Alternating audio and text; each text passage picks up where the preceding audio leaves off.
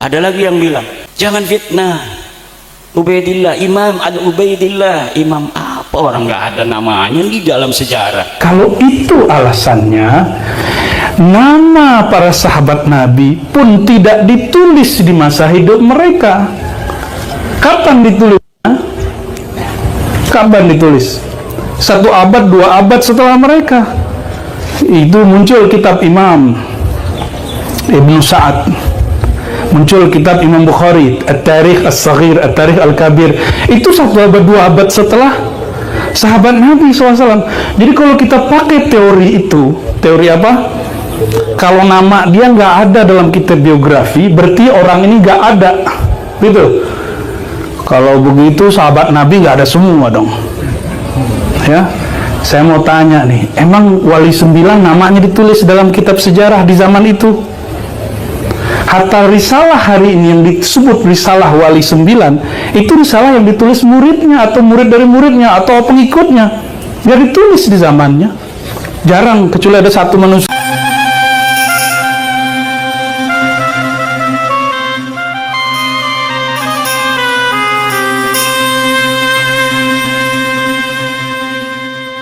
Orang mengatakan bahwa zuriat Nabi Muhammad SAW dari kalangan Ba'alawi tidaklah sahih. Perdebatan nasab itu, kami abdi hadis Nabi Muhammad SAW, pengabdi hadis Nabi. Dari tahun 2004 kami belajar Sahih Bukhari, Muslim, sampai sekarang masih belajar dan mengajarkannya. Diijazahkan beberapa masyayikh, ada yang asyraf, ada yang sadah, ada yang kiai-kiai di Jawa, ada yang dari India, ada yang dari Arab. Judul babnya Ma'rifatul Ansab, mengetahui nasab. Tapi itu bukan untuk nasab seperti ini. Namun ilmu ini pun bermanfaat, bisa dipraktekkan kepada mengetahui nasab para asyraf, para sadah. Ternyata perdebatannya hari ini di mana? Tadi yang ditawasulin oleh beliau Al-Habib Taufik, yang dibaca oleh zuriat beliau Al-Habib Ali, Ubaidullah bin Ahmad. Itu ya, benar nggak? Yang lagi rame di YouTube, benar ya? Abdullah atau tasghirnya, tasghir itu dikecilkan. Biasanya itu tradisi para masyayikh, karena ulama wali-wali Allah tuh namanya banyak. Ini salah satu seni punya nama. Ada nama jasadnya Abdullah, tapi ketika dia mengenal Allah, dia menyebut dirinya Ubaidullah. Abdullah itulah Sayyidina Muhammad SAW. Ubaidullah aneh, dia bilang begitu. Sayyidina Ubaidullah bin Ahmad ini mulai dipertanyakan, beliau ini ada atau tidak. Itu wajar. Jadi kalau ada yang kritik, jangan marah, abai. Dia buat ceramah, kita buat ceramah. Innamal mu'minuna ikhwah. Kan beliau katanya zuriat Syarif Hidayatullah juga. Kalau ya berarti jalur asyraf. Kalau benar, ya tinggal kuat-kuatan aja, pakai kekuatan ilmu. Meskipun itu menyakiti banyak zuriat Nabi dari kalangan Al-Ba'alawi. Dalam hal ini kami punya pandangan sendiri. Beliau kan berargumentasi. Argumennya lumayan memukau. Tapi bagi saya, ya biasa aja. Kenapa? Apa kata beliau? Ubaidullah ini nama dia tidak muncul dalam kitab-kitab biografi di abad itu. Betul nggak? Ya wajar. Di zaman itu nggak ada Dukcapil, Pak Sekda. Pak Sekda namanya ada nggak di Dukcapil? Henry gitu. Banyak Pak namanya Henry. Henry apa Pak? Henryzal. Itu banyak, ratusan namanya Henryzal. Di zaman itu nggak ada namanya sistem online gitu, nggak ada. Kalau argumentasi teori yang dibangun, kalau nama orang ini tidak ditulis di masanya dalam kitab-kitab tarajum, tarajum itu biografi, kitab-kitab sejarah, terus dia tidak ada, begitu kira-kira yang saya simpulkan. Kalau salah mohon nanti diluruskan. Kalau itu alasannya, nama para sahabat Nabi pun tidak ditulis di masa hidup mereka. Kapan ditulisnya? Kapan ditulis? 1 abad, 2 abad setelah mereka. Itu muncul kitab Imam Ibnu Sa'ad, muncul kitab Imam Bukhari, At-Tarikh As-Saghir, At-Tarikh Al-Kabir. Itu 1 abad, 2 abad setelah sahabat Nabi SAW. Jadi kalau kita pakai teori itu, teori apa?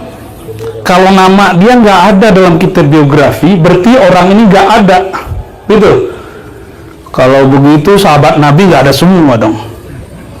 Ya, saya mau tanya nih, emang Wali 9 namanya ditulis dalam kitab sejarah di zaman itu? Hatta risalah hari ini yang disebut risalah Wali 9, itu risalah yang ditulis muridnya atau murid dari muridnya atau pengikutnya, nggak ditulis di zamannya. Jarang, kecuali ada 1 manuskrip yang sampai sekarang nggak ada nama, anonim. Alhamdulillah kami 2009, 2010, 2011 ikut meneliti manuskrip Nusantara, masih tulisan tangan. Itu kertasnya kalau diangkat jatuh, pecah. Dibimbing oleh Prof. Oman Fatur Rahman. Jadi kita mencari kemana-mana. Ya. Jadi kalau ada yang mengkritisi para sayyid, para habaib, ya saya prihatin karena banyak yang emosi juga. Bagi saya kita tanggapi saja dengan kepala dingin. Itu secara keilmuan. Kalau dalam bab adab dan bab fikih, begitu juga bab ada satu ilmu yang menjadi kitab Al-Kabair, dosa besar. Dosa besar. Salah satu dosa besar orang menasabkan dirinya ila ghairi abih, kepada selain ayahnya. Ini saya mau tanya, menurut yang hadir ini Al-Habib Abdullah Al-Haddad itu wali nggak? Nggak usah nggak wali, ulama nggak? Al-Attas yang kita tulis Ratibul Attas, Al-Idrus, saya dapat juga Thariqah Al-Idrusiyah, ada juga Thariqah Al-Idrusiyah, dapatnya di Banjar. Tahu-tahu di sini di Indragiri banyak orang Banjar juga, ya. Bahkan walaupun tidak disepakati, Syekh Muhammad Arsyad Datuk Kelampayan ada yang menyebut nasabnya kepada Al-Idrus. Ya, mungkin karena ketika diinput kurang pas. Ya, para zuriat Wali Songo ketika diinput Dorobitoh kurang pas, akhirnya muncullah protes ini. Ini pun juga harus jadi pelajaran bagi kita, terutama pengurus-pengurus Rabithah. Apa masalahnya? Gitu. Kalau bahas begini, udah harinya panas, kepala ikut panas. Saya biasanya bahas tasawuf, hadis, jadi bahas ilmu nasab deh. Tapi seperti kami sampaikan, saya bicarakan dari sisi ilmu hadis. Ya. Jadi kami, kalau dapat riwayat hadis, misalnya hadasana Abdullah bin Zubair, kalau hadasana Sufyan, kalau hadasana Al-Ansari, kalau hadasana Muhammad Ibrahim, begitu ketika kami ketemu, kami tidak akan cari nama dia dari buku yang sezaman dengan dia, karena nggak ketemu. Ketemunya di mana? Di buku setelah dia hidup, abad setelahnya atau abad setelahnya lagi, itu biasa. Dan dalam ilmu adab, ilmu akidah, bahkan ilmu tasawuf, menisbatkan diri kepada bukan ayahnya, itu pantangan seorang muslim, apalagi ulama, apalagi kutub, wali kutub, nggak mungkin. Jadi kita bedakan, ini bab ilmiah tadi secara, ini sekarang bab akidah, bab fiqih. Apalagi dalam tasawuf, jangankan menyebutkan nasab ayah, nasab guru aja nggak boleh salah. Di hadis juga sama, orang yang keliru nyebutin nasab gurunya atau gurunya itu bermasalah, bisa hadis yang mudallas, bisa muqallid, maqlub, dan mutarib, segala macam.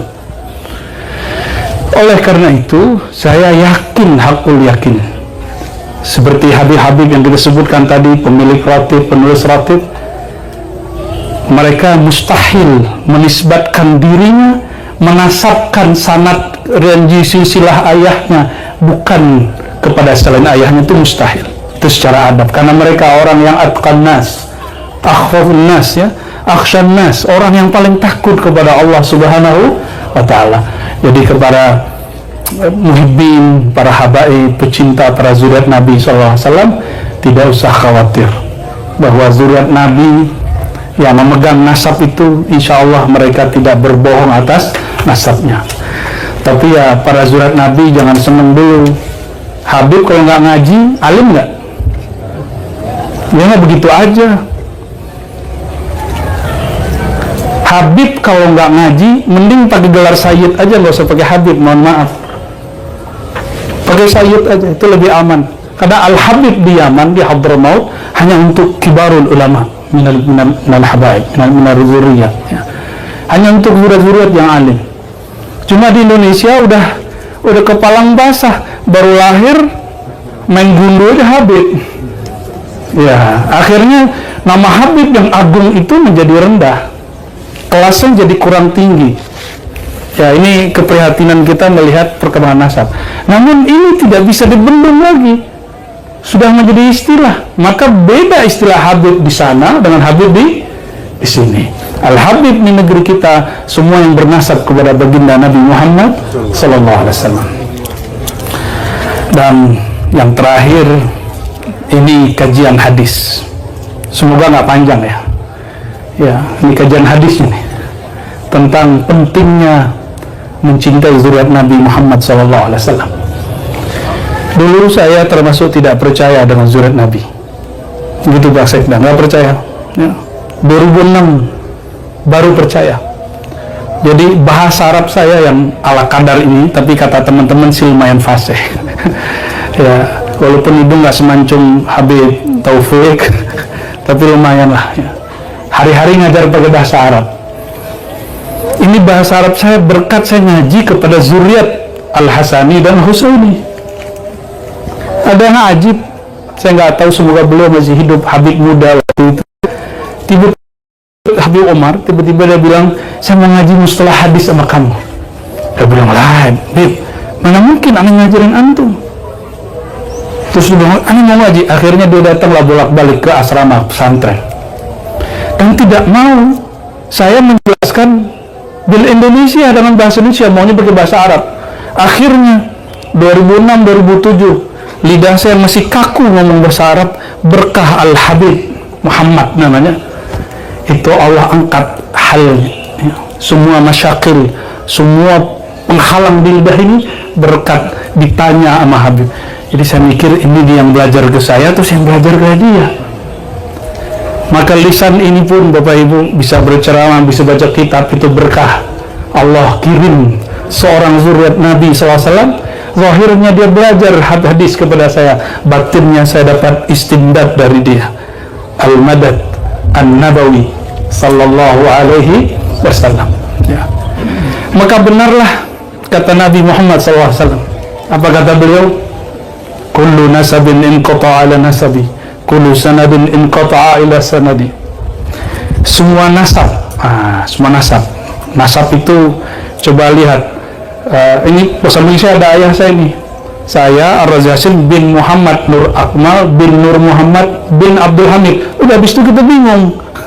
Mana lagi nih? Sampai di situ aja. Persis seperti dikatakan Syekh Ahmad Khatib Al-Minangkabawi, saya hanya tahu 4 nasab ke atas. Persis. Saya hanya tahu 4 nasab ke atas. Coba tanya Al-Habib Taufik. Coba tanya zuriat Al-Habib Ali Abdullah Al-Idrus. Sampai Nabi Adam bisa baca. Benar Ibu ya? Itu yang disebut mukjizat nabawiyah. Jadi mukjizat Nabi ini ada 3. Quran, nasab, yang ketiga sanad. Sanad ini bagian saya nih ya. Karena kita nggak punya nasab, kita kejar lewat. Tapi tetap aja nggak bisa jadi Habib. Ya walaupun pakai sorban, aneh nggak bisa jadi Habib. Kenapa? Yang paling bisa kami kejar yang ahwal ini apa? Sifatnya Nabi SAW. Apa sifatnya Nabi SAW? Al-ilmu.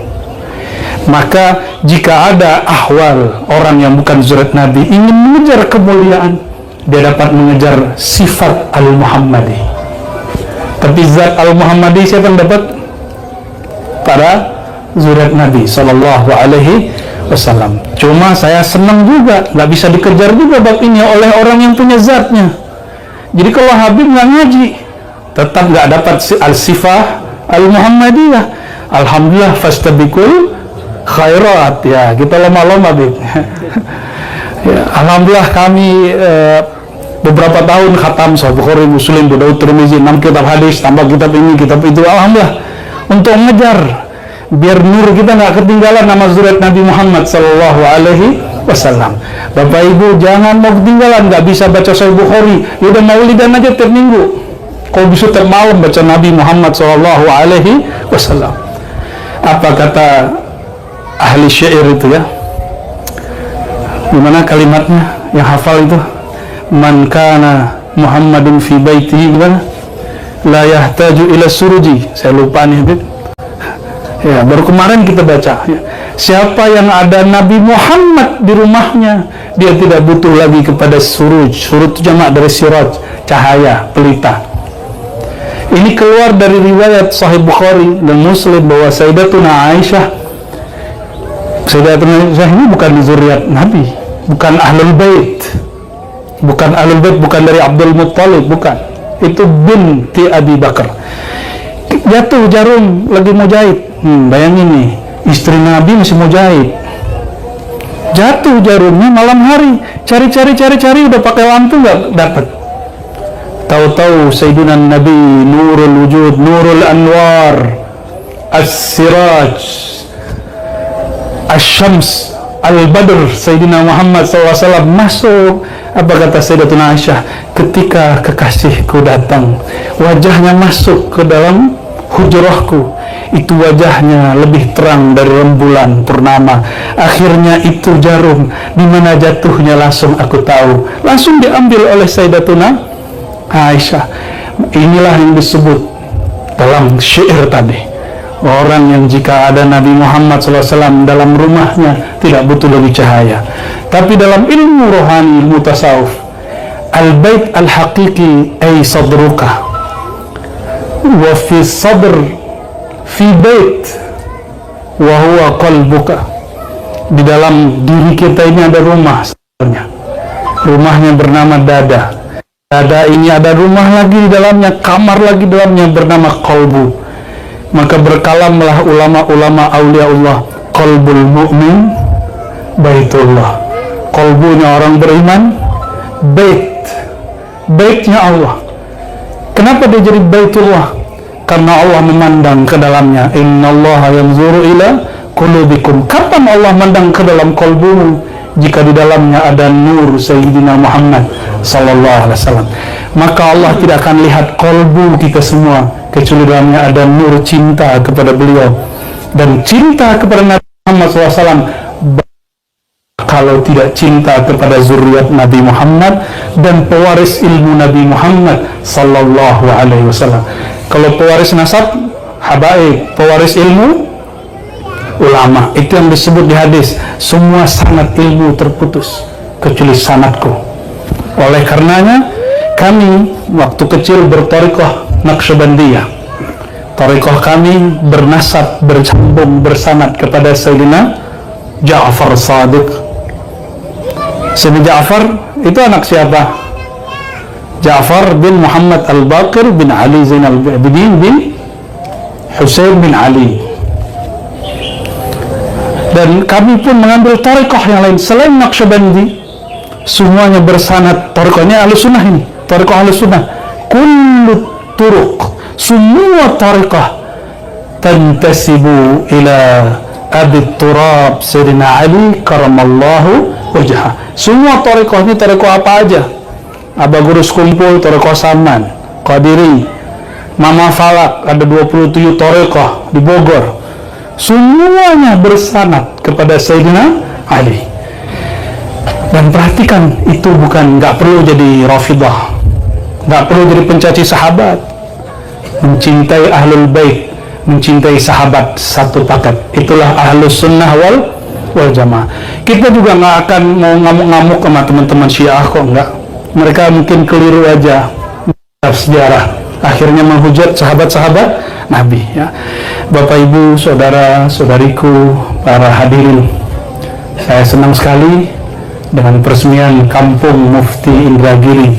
Kita jadi faham bahwa sejarah zuriat Nabi dari dulu selalu kontribusi kepada kampungnya, tempat negerinya, dan mereka tidak mengharamkan untuk bekerja sama dengan kesultanan pemerintah. Nah, ini juga bisa nanti untuk memahami kenapa Al-Habib Osman di Betawi waktu itu yang menguasai Betawi bukan kesultanan Belanda, maka beliau pun untuk jaga para zuriat dan ulama bekerja sama juga, meskipun kemudian muncul perdebatan. Kenapa muncul perdebatan? Karena orang berpikir Batavia yang dulu kayak sekarang. Jadi logikanya logika Indonesia, pada saat itu Indonesia belum ada. Dulu jangankan antara Betawi, ya, jangankan antara Fulan dan Fulan. Dulu Malaka perang dengan Johor, Malaka perang dengan Aceh, Minangkabau perang dengan Aceh. Dulu Minangkabau perang dengan kerajaan Indragiri, dulu perang semua. Bukan berarti mereka nggak nasionalis.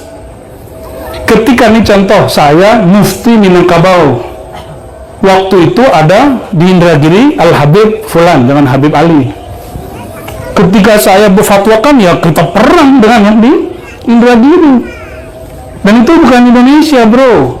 Ya, jadi orang-orang yang mengaitkan sejarah Habib Osman yang kemudian terlihat baik dengan pemerintah yang datang saat itu, waktu itu Belanda, mereka logikanya apa?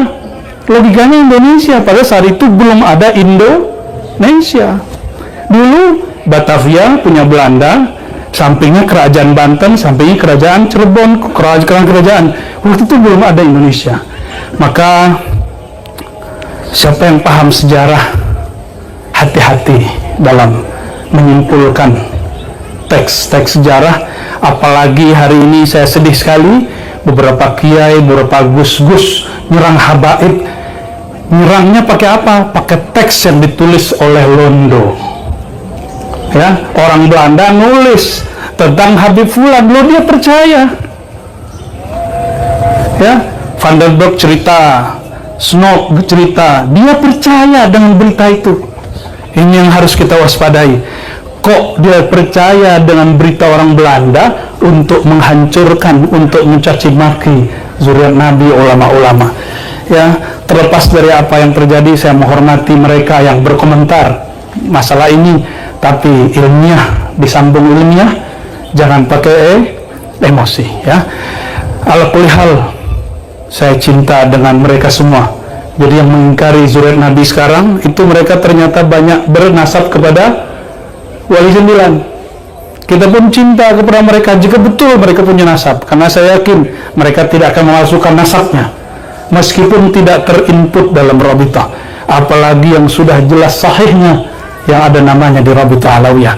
Ana uhibbukum jami'an. Semoga para ulama, para habaib kembali bergandengan tangan dan kita tunjukkan kepada umat bahwa kita adalah pewaris dan antum para habaib adalah pemegang nasab, bersama memperjuangkan ajaran Nabi Muhammad sallallahu alaihi wasallam. Barangkali itu dari kami Al-Faqir Ar-Razi Hashim.